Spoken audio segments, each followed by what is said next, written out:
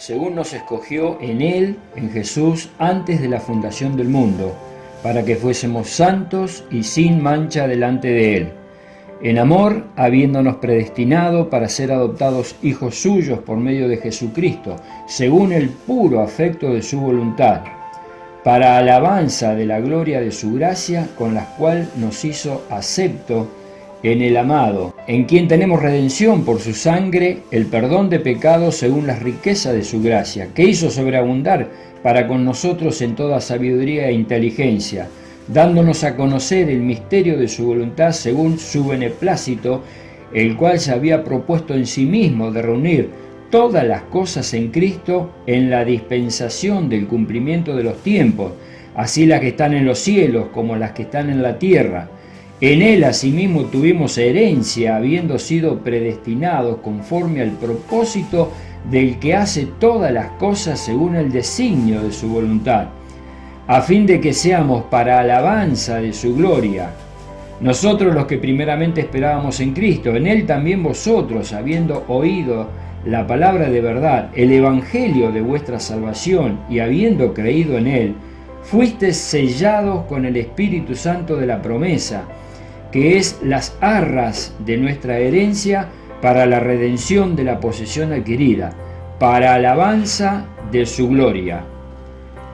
Dice, para que el Dios de nuestro Señor Jesucristo, el Padre de gloria, os dé espíritu de sabiduría, de revelación en el conocimiento de Él, alumbrando los ojos de vuestro entendimiento, para que sepáis cuál es la esperanza que Él os ha llamado, y cuál es la riqueza de la gloria de su herencia en los santos, y cuál la supereminente grandeza de su poder, para que nosotros los que creemos según la operación del poder de su fuerza, el cual operó en Cristo, resucitándole de los muertos y sentándole a la diestra en los lugares celestiales.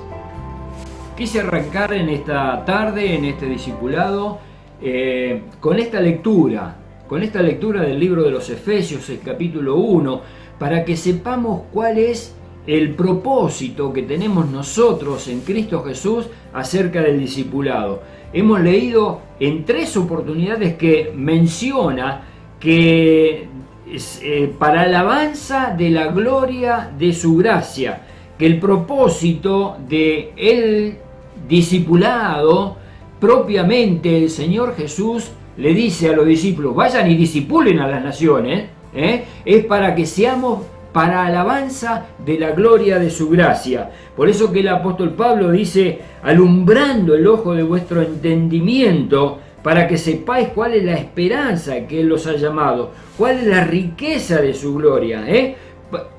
Tenemos que saber nosotros como discípulos de Jesús que tenemos un propósito especial, que pertenecemos a esa nación santa, a ese pueblo adquirido por Dios, por medio de Jesucristo, conforme al propósito del que hace todas las cosas según el designio de su voluntad, a fin de que seamos para alabanza de su gloria. Así que quería simplemente mencionárselos para que sepamos que este tema de los discipulados no es algo que queremos hacer para ocupar el miércoles sino que Dios tiene el propósito de que nosotros crezcamos, que maduremos, que nos dé espíritu de sabiduría, de revelación, porque tenemos un propósito que cumplir en la tierra. Lo dijo el Señor Jesús, lo dejó el Señor Jesús, lo estableció el Señor Jesús y tenemos a Él como reflejo. El propósito es ser alabanza de su gloria. Así que, bueno, con estas palabras quería comenzar este discipulado de este día miércoles, y el tema que hoy nos va a ocupar, bueno, es rueguen al Señor de la mies. Es el título. La mies es mucha, lleva el título de la Biblia, en Mateo capítulo 9, versículos 35 al 38, que dice así: recorría Jesús todas las ciudades y aldeas, enseñando en la sinagoga de ellos y predicando el evangelio del reino y sanando toda enfermedad y toda dolencia en el pueblo. y al ver las multitudes, tuvo compasión de ellas, porque estaban desamparadas y dispersas como ovejas que no tienen pastor. Entonces le dijo a los discípulos: a la verdad, la mies es mucha, mas los obreros pocos. Rogad pues al Señor de la mies que envíe obreros a su mies. De este mandato del Señor Jesús se desprende la compasión. Se desprende la compasión. La compasión es un tema recurrente en el Señor Jesús. Lo vemos a través de todo su ministerio, pero resulta ser que en este pasaje puntualmente el Señor quiere, inspirando a los evangelistas, Mateo, Marcos, Lucas, ¿no? Quiere inspirarlo para hacernos resaltar la compasión de la cual vamos a estar hablando en esta tarde. La compasión es un sentimiento de tristeza que produce el ver padecer a alguien y que impulsa a aliviar su dolor o a remediar o evitarlo. Entonces, repito, es un sentimiento de tristeza, la compasión, que produce el ver padecer a alguien y que impulsa a aliviar su dolor, a remediarlo o a evitarlo. En 4 versículos que vamos a leer ahora, vamos a ver cómo Dios le da, y permítanme la expresión para hacerlo más mano a mano, más común entre nosotros, Dios le da mucha bolilla a este tema de la compasión. Mateo capítulo 14, versículo 14 dice así: Y saliendo Jesús vio una gran multitud y tuvo compasión de ellos, y sanó a los que de ellos estaban enfermos. Este es el caso de la alimentación de los 5.000, ¿no? Que Jesús vio a la multitud, tuvo compasión de ellos, dice, y sanó a los enfermos. Luego viene, después de este hecho, un poquito más tarde, unas horas más tarde, viene que se compadece de ellos y les da de comer, los alimenta a 5.000 personas. Ustedes se acuerdan el pasaje tan maravilloso, pero lo que quiero hacer resaltar es esto: tuvo compasión de ellos y sanó a los enfermos, y luego también hasta le dio de comer. En el capítulo 15, versículo 32, dice así: Y Jesús, llamando a sus discípulos, dijo: Tengo compasión de la gente, porque ya hace 3 días que están conmigo y no tienen que comer, y enviarlos en ayuna no quiero, no sea que se desmayen en el camino. Esta es la parte de la alimentación de los 4.000, muy similar, en poquito tiempo ocurren estos 2 milagros maravillosos donde Jesús se compadece de la multitud. Deuteronomio capítulo 30, versículo 3. Entonces Jehová hará volver a tus cautivos y tendrá misericordia de ti, y volverá a recogerte de entre todos los pueblos a donde tuviese esparcido Jehová tu Dios. Dios volverá a tener misericordia de su pueblo. Isaías capítulo 49, versículo 15. ¿Se olvidará la mujer de lo que dio a luz para dejar de compadecerse del hijo de su vientre? Aunque olvide ella, yo nunca me olvidaré de ti. Yo nunca me olvidaré de ti, Y está hablando de la compasión, Así que bueno, el versículo 36 dice, al ver las multitudes, tuvo compasión de ellas porque estaban desamparadas y dispersas como ovejas que no tienen pastor.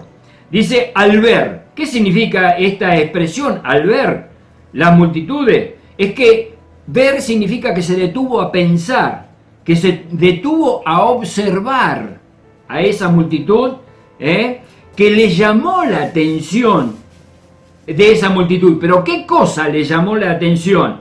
Que estaban desamparadas. La palabra desamparada dice, el significado es que no tienen amparo, que no tienen la ayuda ni la protección que necesitan. Jesús había visto a la multitud de esta manera, no solamente para hacer el milagro de partirles el pan, que con 5 panes y 2 peces pudiera alimentar a tanta cantidad de gente. No solamente para sanar toda dolencia, toda enfermedad de entre medio de ellos, era lo que la gente estaba necesitando en definitiva. Era por eso que la gente venía a ellos. Pero Jesús vio algo más en esta gente. Vio lo que dice allá en Deuteronomio, que Dios volverá a tener misericordia. Jesús vio que el corazón de esta gente estaba como oveja que estaban desamparadas, no tenían pastor, que no tenían amparo, que no tenían la ayuda, no tenía nadie que los ayudara. Por eso que tanta gente iba y se congregaba donde estaba Jesús.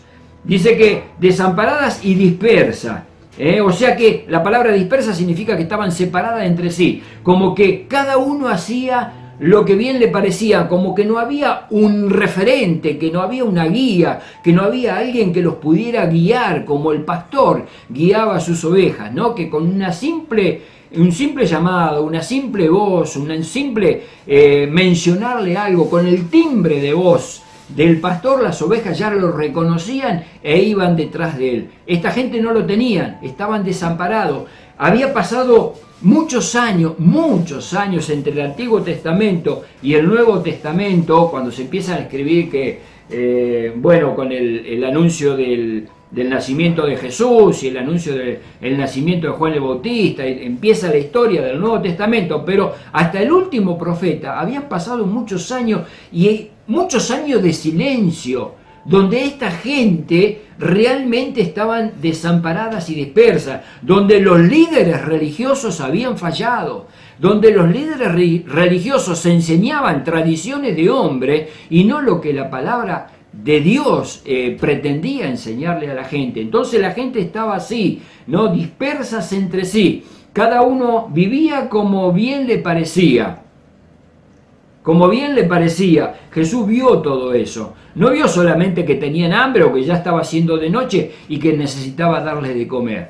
No vio solamente que lo de los 4.000, que hacía 3 días que estaban con él y no tenía para darles de comer.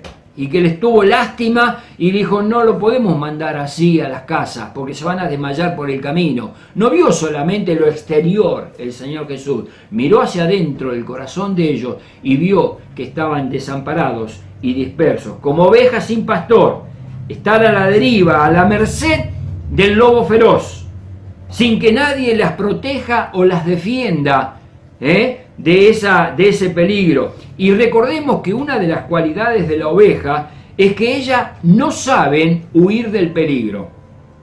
Una oveja, por su propia naturaleza, no sabe huir del peligro. Su carrera, como animal, su carrera huyendo es errante y discontinua. Por eso que no tiene éxito ante ser perseguido por un león, o ser perseguido por un oso, o ser perseguido por el lobo. Son presas fáciles. No tiene una velocidad de huida significativa como para que pueda escapar del peligro. No lo tiene. Ahora, nos preguntamos, ¿por qué Jesús mencionó todos estos detalles, no? Al ver las multitudes, tuvo compasión de ellas, estaban desamparadas y dispersas, como ovejas que no tienen pastor. ¿Por qué Jesús menciona todos estos detalles? Porque Él los miró entonces con compasión. Y este es el quid de la cuestión, por eso lo vuelvo a mencionar. Y lo vuelvo a resaltar. Jesús lo miró con compasión. La compasión nos lleva a mirar con ojos distintos. No hay lugar para la indiferencia. O como decimos nosotros por ahí comúnmente, arreglate como puedas. No hay lugar para esto. En la compasión no hay lugar para este tipo de cosas.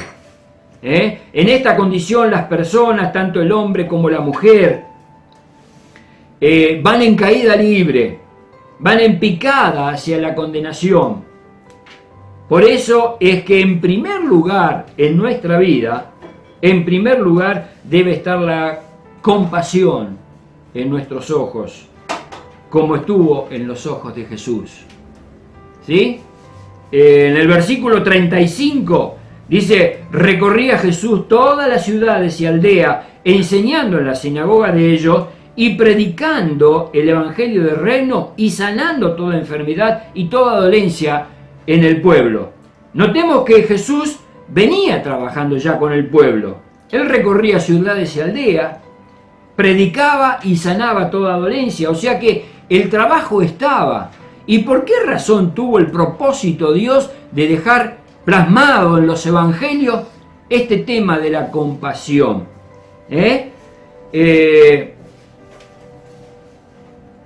El hecho de que Jesús venía trabajando responde a lo que el Padre en sí le había encargado. Miren, Juan capítulo 4, versículo 34, dice: Jesús le dijo, mi comida es que haga la voluntad del que me envió y que acabe su obra. Mi comida, ¿se acuerdan, no? Este pasaje de la mujer samaritana. Mi comida es que acabe, le dice a los discípulos, que acabe la obra que el Padre me dio. En el capítulo 17 de Juan, versículo 4, dice así: Yo te he glorificado en la tierra, he acabado la obra que me diste que hiciese. He acabado la obra que me diste que hiciese. Y recorría Jesús todas las ciudades y aldeas, enseñando en la sinagoga de ellos y predicaba el evangelio del reino, sanando toda enfermedad y toda dolencia en el pueblo, dice el texto. Y me hace acordar en este momento cuando Juan el Bautista, estando en la cárcel, envía a algunos discípulos de él a preguntarle a Jesús si era él el que había de venir o tenían que esperar a otro. ¿Qué le dijo Jesús? Vayan y díganle a Juan, los ciegos ven, los cojos andan, los paralíticos... era la tarjeta de presentación de Jesús, porque esto decía la profecía, ¿no? Entonces, lo que Jesús venía haciendo era lo que después le ora al Padre, le dice al Padre: Padre, he acabado la obra que me diste que hiciese. Eso es lo que le había dicho a Juan el Bautista. Vayan y díganle a Juan esto, porque de eso hablaba la ley, de eso hablaban los profetas, ¿no? Y Jesús dijo también en el capítulo 6 de Juan, versículo 29. Respondió Jesús y les dijo: Esta es la obra de Dios, que creáis en el que le ha enviado. El propósito era que la gente crea en él, que había sido enviado por el Padre, ¿no? Entonces predicaba, entonces sanaba, entonces estaba con el pueblo, estaba con todas sus dolencias, ¿sí? Pero, ¿por qué menciona esto aparte como un detalle para resaltar? Entonces, es este tema de la compasión, porque era... no necesariamente, y prestemos atención a esto, no necesariamente el trabajo o el estar trabajando habla de misericordia y de compasión. No necesariamente. Hay mucha gente que trabaja incluso en la obra del Señor y no lo hace por misericordia y compasión. A muchos les va a decir: apártense de mí porque no los conozco. Y ellos van a decir: pero Señor, en nuestras plazas enseñaste, en tu nombre echamos fuera demonios, en tu nombre hicimos muchos milagros. Y Jesús le va a decir: pero estuve en la cárcel y no me visitaste, estuve enfermo y no viniste a mí. O sea, no necesariamente la tarea que se está realizando es movido con misericordia y compasión. Por eso que era necesario que en estos pocos versículos Jesús le enseñara a los discípulos y a nosotros un mandato oculto aparentemente que está metido acá adentro y que vamos a llegar. Como discípulos de Jesús tenemos que saberlo, tenemos que no ignorarlo, porque por más que hagamos cosas en la obra del Señor, si no somos movidos por compasión no sirve para nada. Así que bueno, el versículo 37, la primera parte dice: entonces dijo a sus discípulos, a la verdad, la mies es mucha. La mies que significa trabajo, significa cosechar. La mies es los campos sembrados, ¿no? Y dice: la mies está blanca. En Juan capítulo 4 versículo 35 lo dice así, fíjense. ¿No decís vosotros, aún faltan 4 meses para que llegue la siega? He aquí os digo, alzad vuestros ojos y mirad los campos, porque ya están blancos para la siega. Ya están blancos para la siega. Y Jesús acá le dice, a la verdad, la mies es mucha, es mucho el trabajo, mucha la siega, mucha la cosecha, y si esta semilla o este grano no se cosecha, se va a terminar pudriendo. Es el momento, levanten los ojos, dice, levanten a la mies. A la verdad, la mies es mucha, levanten los ojos y miren los campos blancos para ser cosechados. Me hace acordar a un campo de algodón acá en la Argentina tenemos los campos allá en el norte de la provincia donde se siembra el algodón. Ustedes miran el algodón ya maduro para cosechar, están los capullos reventados y todo blanco, los campos listos para ser cosechados por el hombre. Y entonces dice, seguramente en aquel tiempo también se hubiera referido al algodón, ¿no? Dice, miren los campos blancos para ser cosechados. La mies es mucha, la mies es mucha. En la segunda parte dice, mas los obreros son pocos. Hay un problema, y es que faltan obreros. Faltan obreros para tanta cantidad de trabajo, ¿no? Y ahora, ¿dónde está el mandato oculto? Fíjense, versículo 38 dice, rogad. El mandato de Jesús para el pueblo, para sus discípulos es rogar. La palabra rogar es un verbo transitivo. La palabra rogar es un verbo transitivo. ¿Qué significa? Transitivo significa que pasa o se transfiere de uno a otro. Y Jesús nos transfirió esto a nosotros. Nos dijo, rueguen, nos mandó a rogar. ¿A rogar por qué? A rogar por obreros. Dice rogar, versículo 38. Rogar. Entonces, rogar significa pedir a alguien algo, en especial si se pide con humildad y como favor. No como mandato, como favor. Pero el mandato está aquí. Rogar al Señor de la mies. Rogar al Señor de la mies. Jesús nos mandó a nosotros rogar al Señor de la mies que envíe obreros a la mies. ¿Quién es el Señor de la mies? En el original, la palabra Señor, en el original griego, es Kyrios. Y Kyrios significa dueño, significa Señor. Así que, ¿quién es el Kyrios de la mies? ¿Quién es el dueño de la mies? ¿Quién es el Señor de la mies? Jesús. Ahora, qué irónico parece esto. Porque Jesús le está diciendo a los discípulos, mandándoles a que rueguen a Él, que es el Señor de la mies. Rogar al Señor de la mies. ¿Es que acaso nos preguntamos, Jesús no sabía que hacía falta un obrero? Claro que sabía. Claro que sabía. Jesús sabía esta necesidad.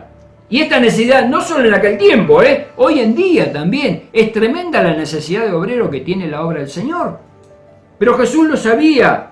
Pero nos pasó, nos derivó, verbo transitivo, nos delegó esta tarea a nosotros. Ahora nos preguntamos, ¿Él envía obreros? Sí, Señor. Él envía obreros. ¿Y cómo los envía a los obreros? Los capacita para la tarea. Efesios capítulo 4, versículos 11 y 12, dice así. Y Él mismo constituyó a unos apóstoles, a otros profetas, a otros evangelistas, a otros pastores y maestros, a fin de perfeccionar a los santos para la obra del ministerio, para la edificación del cuerpo de Cristo. Él mismo constituye a unos apóstoles, maestros, profetas, pastores. ¿Para qué? Para la obra del ministerio. ¿Para qué? Para que vayan a la mies, para que vayan a cosechar, porque los campos están blancos. Los campos están blancos para ser levantados. Entonces nos manda el Señor Jesús, este verbo transitivo, nos manda a pedir. Nos manda a pedir, a rogar, en forma de favor, rogar, suplicar al dueño de la mies, a Él mismo, que envíe obreros a su mies. Y Jesús trabaja en común acuerdo con el Padre y con el Espíritu Santo. Por eso que antes de irse le dice a los discípulos, bueno, les voy a mandar el Espíritu Santo y Él les va a recordar todo lo que yo les he dicho y les va a enseñar las cosas que aún no saben. Esa es la tarea del Espíritu Santo. ¿Y se acuerdan cuando hablamos sobre la vid? Que Jesús es la vid verdadera. Hablamos de esa sociedad, de ese trabajo mancomunado entre el labrador, entre la vid y entre los pámpanos, ¿no? Es algo que va sincronizado entre sí. Y ningún obrero puede salir a cosechar si no sabe cómo cosechar el algodón. Para ir a cosechar el algodón, a pesar de que algunos pueden decir, bueno, pero no hace falta ir a la facultad para saber cosechar algodón. Perfecto, ustedes mándenme a mí, yo no tengo facultad, pero mándenme a mí, con 7º grado, a cosechar algodón y no sé cosechar algodón. No sé cómo agarrarlo, no sé cómo tirarlo dentro de la bolsa, no sé nada. Me tienen que enseñar. Esto es lo que hace el dueño de la mies, el Kyrios, el señor de la mies. Él va a mandar obreros a la mies, pero los va a capacitar previamente. Así que Él los envía. Y envía obreros. Obreros. Este es un detalle importante. ¿Qué es un obrero? Es una gente dispuesta a trabajar, dispuesta a servir. Y con el tema de la compasión, que no está al margen de esta enseñanza, significa que va a mandar y va a capacitar obreros bañados en compasión, obreros impregnados en la compasión, porque de eso se trata el cosechar la vid. Trabajar, muchos lo hacen, pero trabajar como lo hizo Jesús, que ve la necesidad y siente compasión por la gente. Cuando no tenemos compasión por la gente, ocurre lo que hemos dicho anteriormente, arreglate como pueda. Entonces por ahí vemos que mucha gente va en picada hacia la condenación y no hacemos nada. Esto me trae a la memoria un folleto que en mi juventud hemos repartido en muchos lugares, donde había un hombre apoyado sobre un palo, un palo que estaba a la orilla del río. Sobre el palo había un salvavidas y había en el río otra persona pidiendo auxilio para ser salvada, y este hombre apoyado ignoraba el peligro que esta persona corría, que se estaba ahogando y que se estaba muriendo, y él no le tiraba el salvavidas. Esto es trabajar sin compasión, porque podemos decir, yo estoy haciendo una tarea en la iglesia, pero no soy movido por compasión.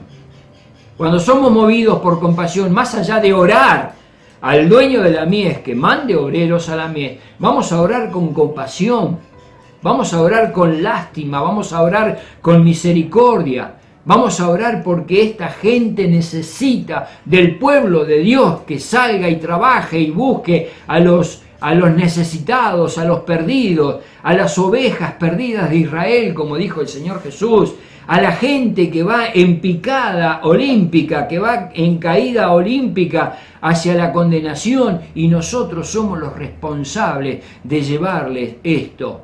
No los responsables de en nuestras plazas enseñaste y en tu nombre hemos hecho muchos milagros, sino ser los responsables de llevarle el mensaje de la compasión, del amor de Dios, que Dios le dijo, volveré a tener misericordia, que Dios le dijo a la gente, y nosotros tenemos que transmitirlo, que aunque a una mujer se olvide de la criatura que dio a luz, con todo eso Dios no se va a olvidar del hombre. Y sepamos, queridos hermanos, que si nosotros callamos, las piedras clamarán. ¿Y saben qué? Las piedras van a clamar con compasión.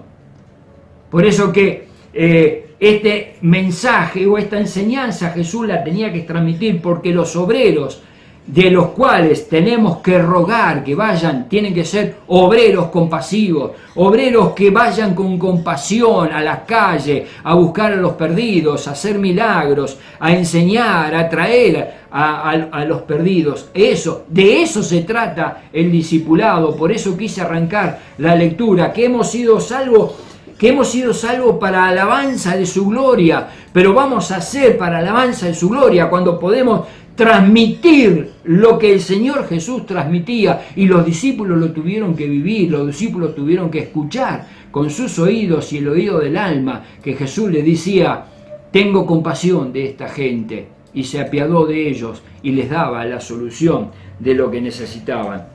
Su mies, que envíe obreros a su mies. La mies es de Él. Él es el Quirio, es el dueño, él es el Señor. Así que, estando ocupado en esto, en la tarea, fíjense lo que dice en 1 Corintios capítulo 3, versículos 5 al 8. ¿Qué pues es Pablo y qué es Apolos? Servidores por medio de los cuales habéis creído, y eso según lo que a cada uno concedió el Señor. Yo planté, Apolos regó, pero el crecimiento lo ha dado Dios. Así que ni el que planta es algo, ni el que riega, sino Dios que da el crecimiento.